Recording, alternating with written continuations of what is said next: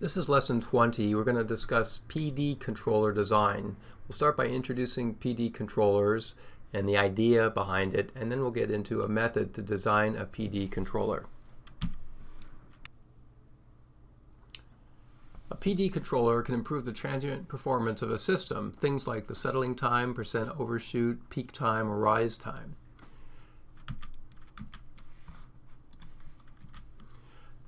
Another way to think about it is that the PD controller changes the shape of the root locus. Because when we add derivative control, we're modifying the open loop transfer function, and that changes the shape of the root locus. Let's take a look at that and by deriving the transfer function for a PD controller. So let's take a look at a PD controller. We've seen this model before from our laboratory. We have the proportional action shown here. The input is the error going into the controller. We also pick off the error and send it into our derivative gain and the derivative function. So this is our derivative action, and then we add the two together to get the output. So this is the error coming from the summing junction of our closed loop feedback system, and then this is the output of the PID controller, which usually is the signal that goes to drive the actuator. Okay, so the transfer function would just be the sum of the proportional action plus the derivative action, which is KD times S, which is the Laplace operator for the derivative. Now we're going to modify this. We're going to factor out the KD term, so we get a 1 in front of the highest coefficient, the S term, and then we get KP divided by KD over here. And this is the transfer function of our PD controller. And if we look at this in general, we could think about this as a gain times S plus a 0. Okay, and then there's nothing in the denominator for this transfer function, but you might divide it by 1 to remind you that this is a transfer function, which is a ratio of polynomials. But in this case, there's nothing in the denominator, only something in the numerator. So the structure of a PD controller is a 0. We add a 0 to the open loop transfer function, and then, as always, we multiply that by a gain.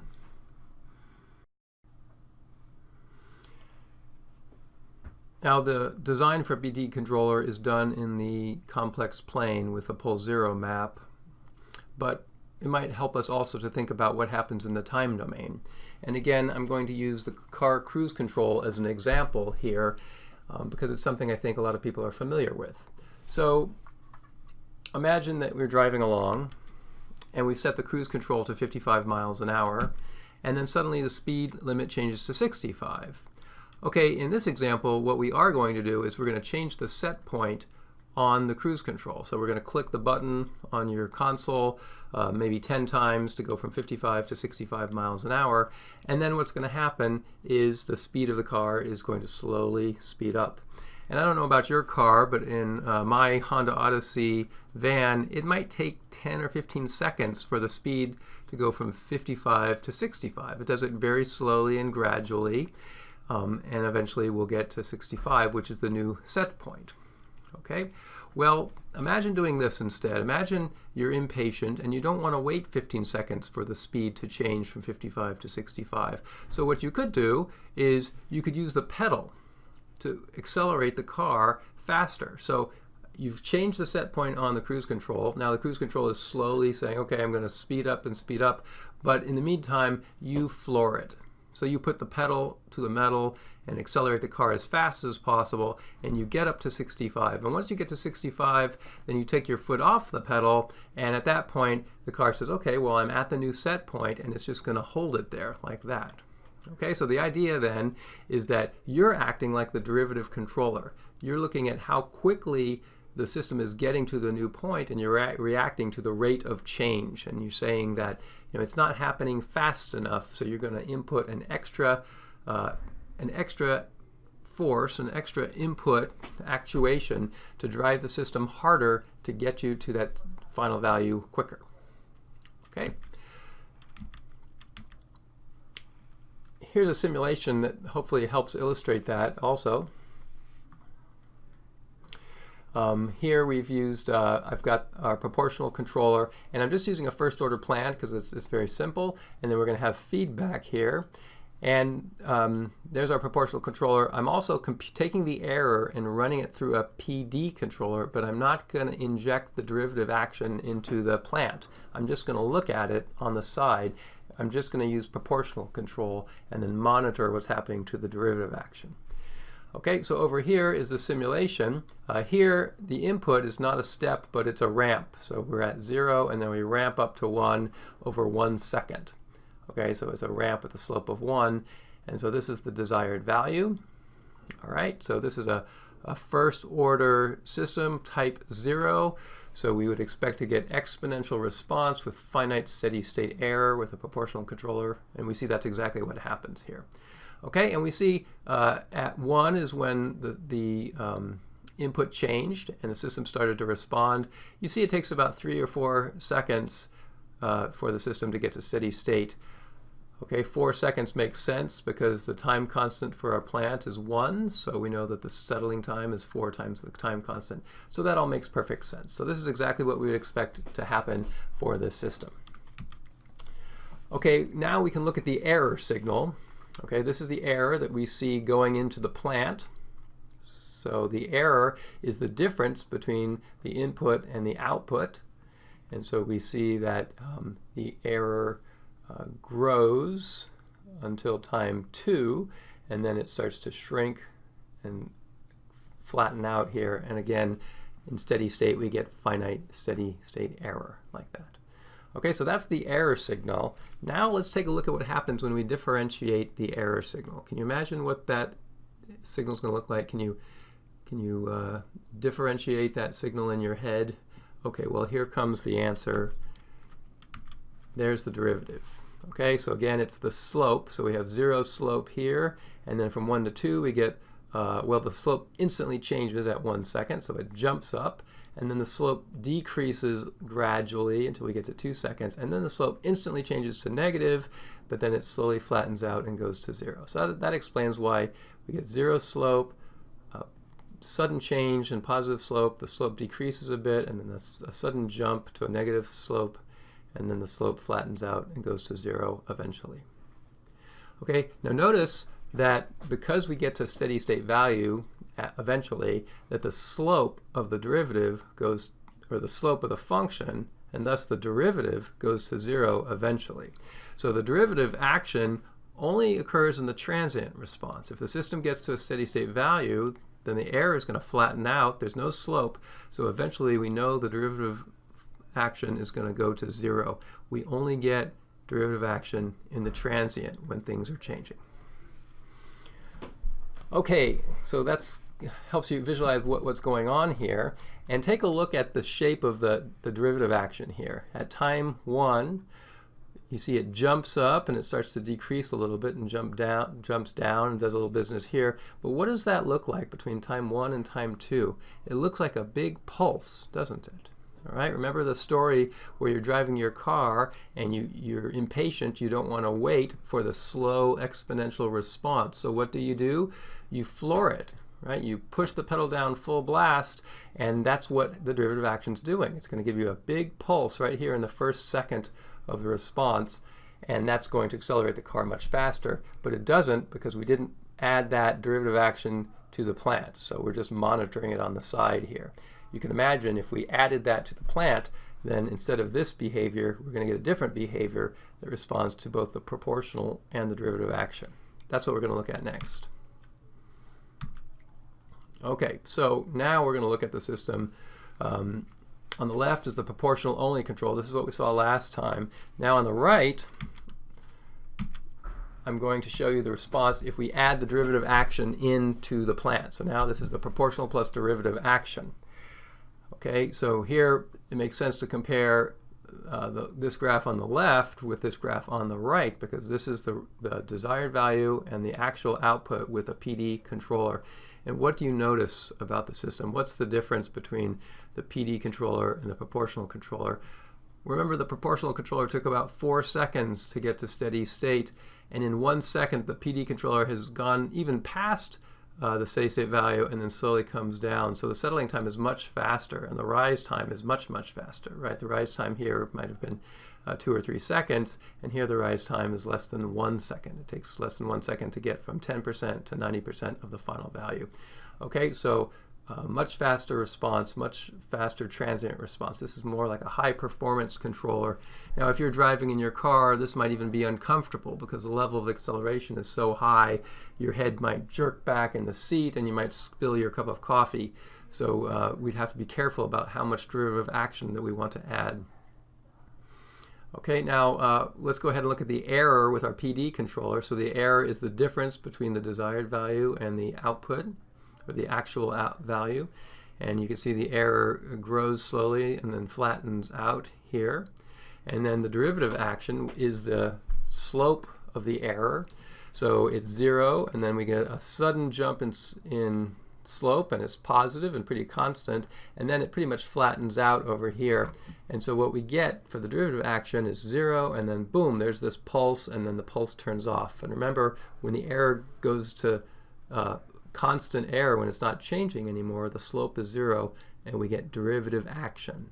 Okay, so again, this looks like that pulse. When you put the pedal on the floor and accelerated the car, you got that sudden boost in the first second, and that's going to really improve the transient response of the system over what we would have with just a proportional controller.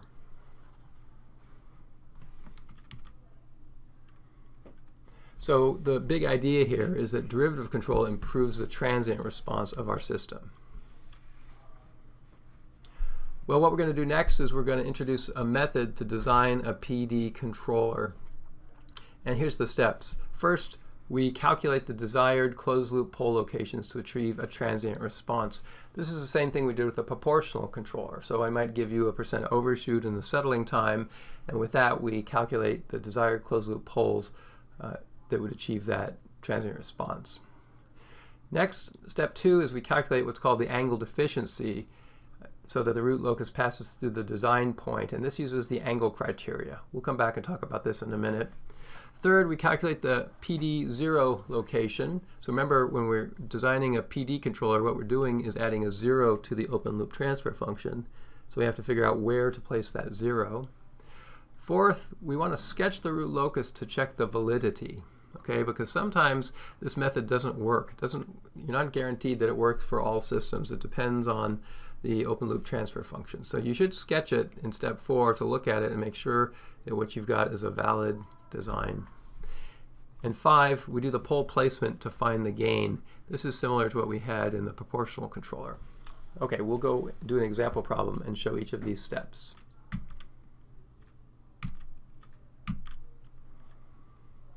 So here's the example problem. We're given the open loop transfer function of the system, 4 over s times s plus 2, and we want to design a PD controller for a settling time less than 2 seconds and a % overshoot less than 16%. So step 1 is calculate the desired closed pole locations to achieve this transient specs. And remember, we did this back in the proportional controller. Remember, a settling time creates a vertical line in the root locus, and so we can calculate where that vertical line would be to meet that settling time. And a % overshoot is related to a damping ratio, and a damping ratio is related to an angle coming from the origin. So these are the geometries associated with these settling time and % overshoot.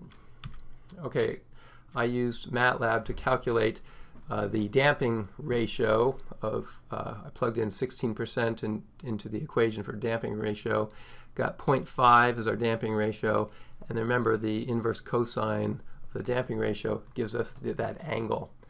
Okay, so the angle for 16% overshoot would be a 60-degree line, 59.7. We'll just round off to 60 degrees. Okay, and next we need to calculate where to place that vertical line for a 2-second settling time.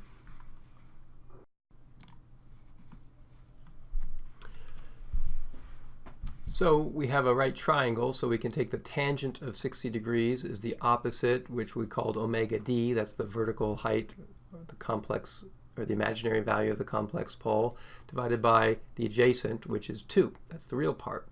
Okay, and then if we calculate, solve that for omega d, we get omega d equals 3.464. So our desired pole is right here at that intersection at -2 plus or minus 3.464 I, the complex part. Okay, so that's step one. We've calculated the desired pole location, and next we're going to calculate what's called the angle deficiency. So let's think about this. Before we do the PD controller, let's ask, could we just use a proportional controller? And to answer that, we would just draw the root locus here and see if this point is a possible solution. Is it on the root locus? So remember, this is very simple. We have two real distinct poles. So the root locus exists to the left of every odd number, so it's between 0 and -1. It'll look like that. And then this is that special case where you just have real distinct poles. The breakaway point and the asymptote center is right in the middle, and the root locus goes straight up and down like a cross like this. So there's the root locus for this case. And when we look at this, we see that this point does not fall on the root locus. So we cannot use a proportional controller. This is a case where you're trying to order off the menu and you just can't do it. So we really need derivative control to get these transient responses. If we put the closed loop pole close over here, we'd get too much overshoot. If we put it down here, we would get too slow of a response. Okay, so we need to change the shape of the root locus and try to bend it and force it to go through this desired pole, and that's what PD control does. So let's take a look at that next.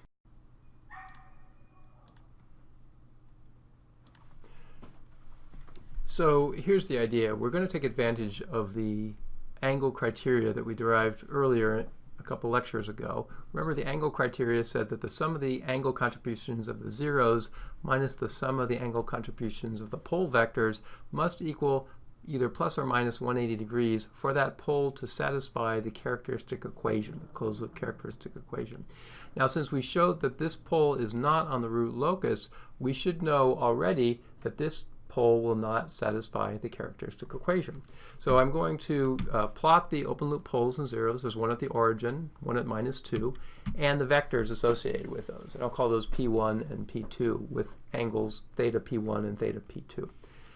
Okay, so we know if we add up these two angles, it's not going to satisfy the characteristic equation. It won't satisfy the angle criteria. So here's what we do. This is the idea of PD control. We're going to add another 0 to the open loop transfer function. Okay, I'm just going to place it over here arbitrarily to the left somewhere. I draw a 0 to represent that, and I draw the vector z1 and the angle theta z1. Okay, so now the idea is that if I can add some angle contribution from the 0, if I add just the right amount, then I can satisfy the angle criteria, and that means that this point will fall on the root locus. And what that means is I'm essentially changing the shape of the root locus. We know that if we just arbitrarily add a 0 to the open loop transfer function, it's going to change the shape of the root locus. So what we're trying to do is find where to place a 0 to change the shape of the root locus, to bend it. So instead of that branch going straight up like this, it curves over like this and goes through that desired point, so that this becomes a possible solution for our system. Okay, so let's see how we do that. Well, here I plugged in the angles, so it's theta z1 minus theta p1 plus theta p2 equals 180. And then I'm going to solve for theta z1 because that's the unknown. We don't know where to place this 0, so this angle will depend on how far out we place this 0. So I need to solve for that angle, theta z1. Okay, now I'm going to solve for theta p1, which is 180 minus the inverse tangent of the opposite over adjacent.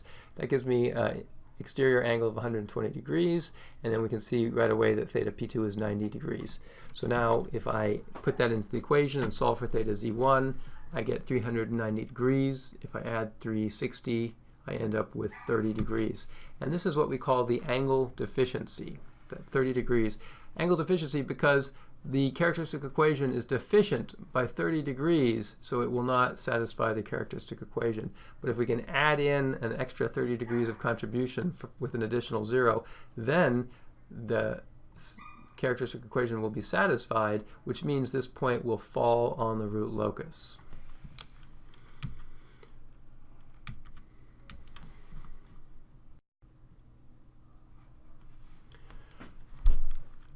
So now we know we want to place the 0 so that this angle is 30 degrees, and so we can use some trigonometry to do that.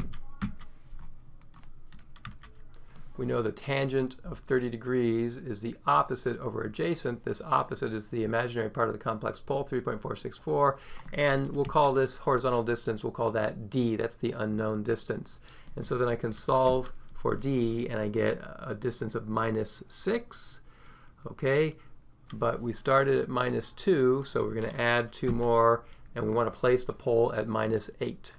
Okay, so I just arbitrarily drew this somewhere. I didn't know where we were going to place it. Turns out I was wrong. We want to put it at -8. If we place the 0 here at -8, then we'll get an angle from the 0 to the pole of 30 degrees, and that's just the right amount of angle so that we change the characteristic equation and it satisfies the angle criteria.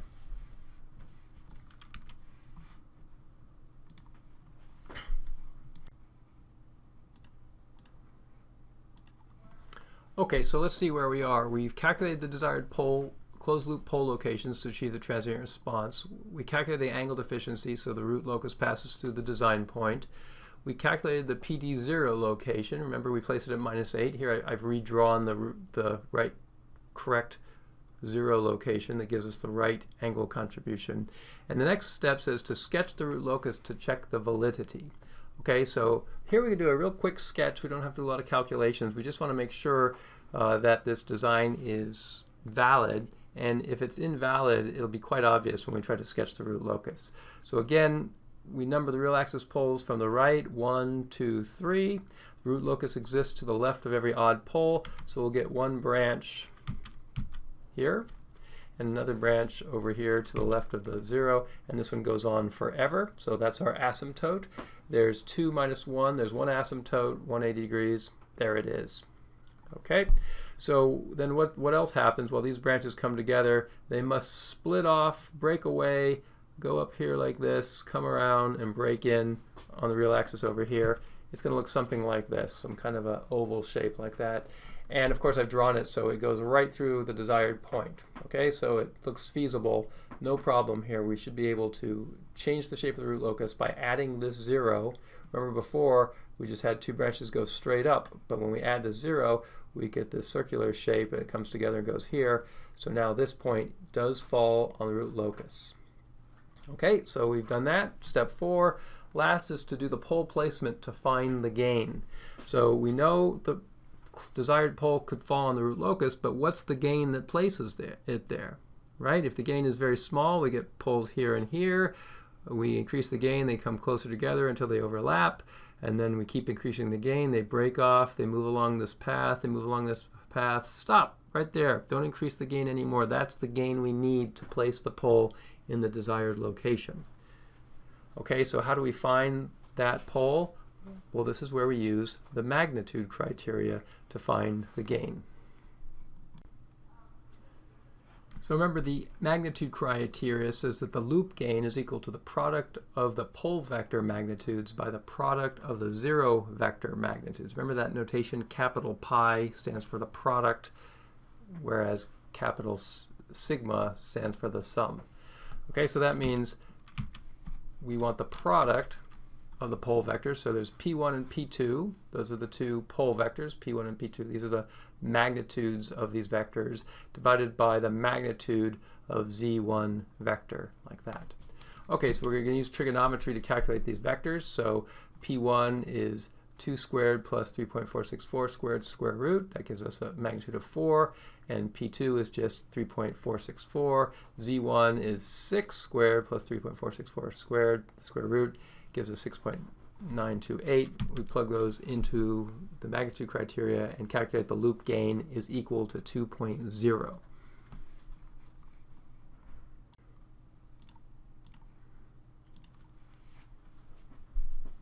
So now we need to calculate our controller transfer function, our PD controller transfer function. Remember earlier we derived that as the loop gain times s plus a 0, and now we know where to place that 0. We're going to put it at -8. And what about this loop gain? Okay, so the loop gain needs to be 2, but notice the plant already has a gain of 4. remember the pole zero map doesn't account for the gain of the plant anywhere. We never used this for before. So we have to account for that in the system. Okay, so we're going to take the loop gain and divide it by 4, and that's going to give us a PD controller that looks like this. So this 0.5 is the derivative gain. Remember, we had this equation for the PD controller. The gain out in front is KD, and then the value of the 0 is the ratio of KP over KD. So now we know KD is 0.5. Lastly, we need to calculate KP. So we just take this ratio KP divided by KD, set that equal to 8 because that's the value of our 0, and solve for KP is equal to 4.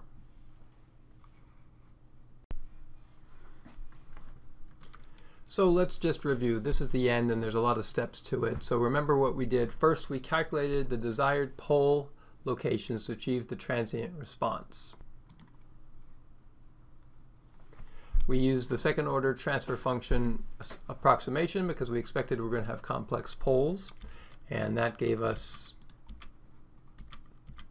this geometry, and we placed the desired pole at the intersection of our settling time and our percent overshoot location. Okay, next, step 2, we calculated the angled efficiency so that the root locus passes through the design point.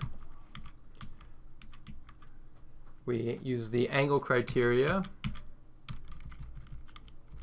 and calculated this angled efficiency 30 degrees. So that's the angle that we need to contribute to the angle criteria to satisfy it, and then we use trigonometry to figure out where to place that pole.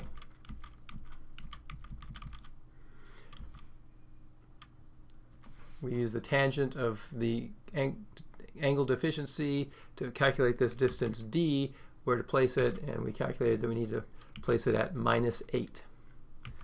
So I placed the 0 at the correct location, -8, and now we have that. Step 4 is sketch the root locus to check validity.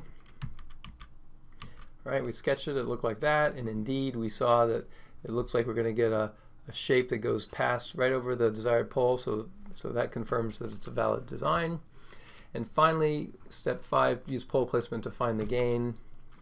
We use the magnitude criteria with the vectors P1, P2, and Z1, some trigonometry, calculate the loop gain.